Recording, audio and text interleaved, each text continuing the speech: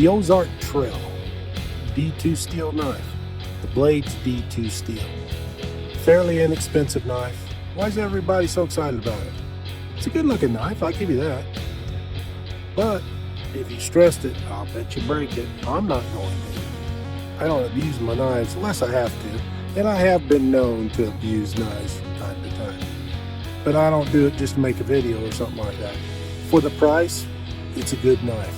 Can you get it a little bit less expensive? Cheaper, in other words? If you can, buy it. It's good. Looks good. And for D2 steel, it has a drawback, and I tell you about that, what's wrong with it, shortly. Stay tuned. Thanks for watching.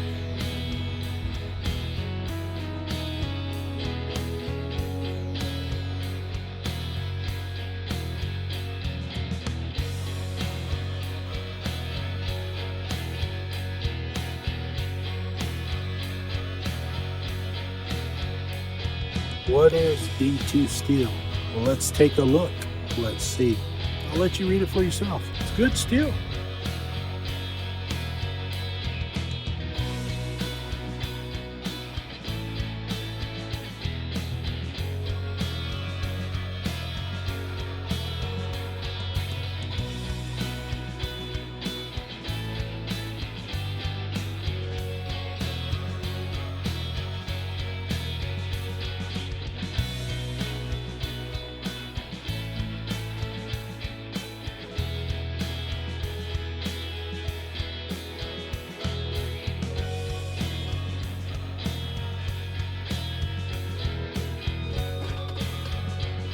Okay, the Ozark Trail 7.5-inch folding knife.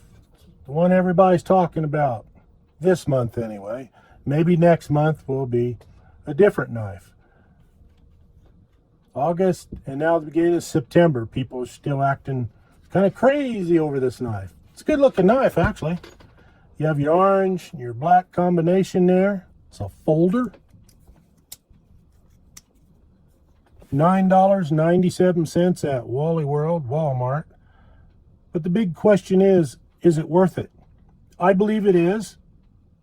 The blade itself, as said right on the back of the package, 3.25-inch D2, that's steel, D2 steel, high carbon steel blade. That's what you're paying for, is this blade right here. Now I want to show you that the blade does have some play, which is usually normal in most knives. It can't be rock hard solid where you can't move it. You got to move it a little. But it seems to have a little bit more than usual play, and you can actually feel the pivot point move. The crossbar on here, I don't know if that's D2 steel or not. Now, it would seem to me the most expensive piece of product when this was put together, material for this knife, is the blade. Anything else, not so much. It looks good. It should work for you. I always like to say get the job done, but I don't know what your job is, whatever it may be. Cutting paper, if you want to take a piece of paper and cut it, ooh, that's real good.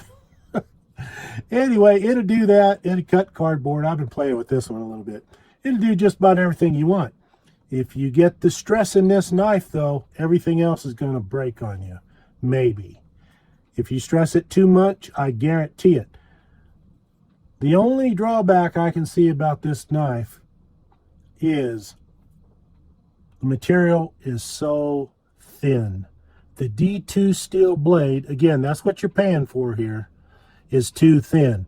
The tip is way too thin. Guarantee you I can break that tip off really easy. On most knives, I don't care what the knife's made out of. If it has a thin tip, it's going to break easy.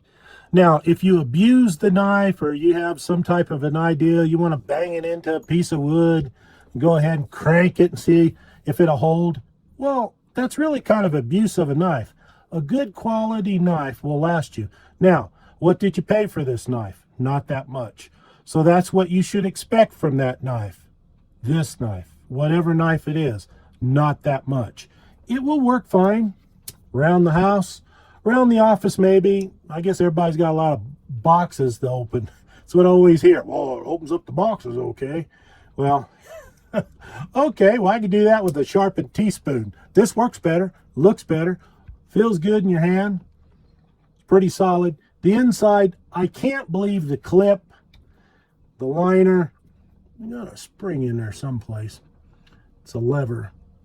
Anyway, or the crossbar, or I said that, or the pin that goes through there, are D2 steel. I don't think they are. Could be, but I don't think they are. There's where the money's at right there. That's what you're paying for, is a fairly inexpensive knife that'll cut things, looks nice. You can stick it in your pocket, the latest fad, the little clip, and you're happy. Well, I guess they got a winner because a lot of people have bought this knife because of the D2 steel. Now, if one of the major manufacturers had come by and make the whole thing out of D2 steel, of course the scales, you'd have to go maybe some micarta or what have you. But this looks good the way it is, the color combination. It'll work. Ball bearings on the inside, they say. I haven't taken it apart. I don't plan to. Just make sure the screws are tight. Go ahead and put a lanyard on it if you want. It'll do its job, I guess, depending upon what it is, as long as you don't overstress it. Remember, it's a low-cost knife. Keep it easy, keep it moderate. It'll work fine at a good cost. D2 steel, but it is thin. I like it. I bought two. Remember my motto, 1 is none, 2 is one. Of course, I got one for the wife, one for me. Also, too, in case I lose this one, I can come back and say, honey, can I borrow your knife? Anyway, thanks for watching. If you spend less than $10 on this knife, good price. I could have got this for $5.97 because they didn't change the price on them.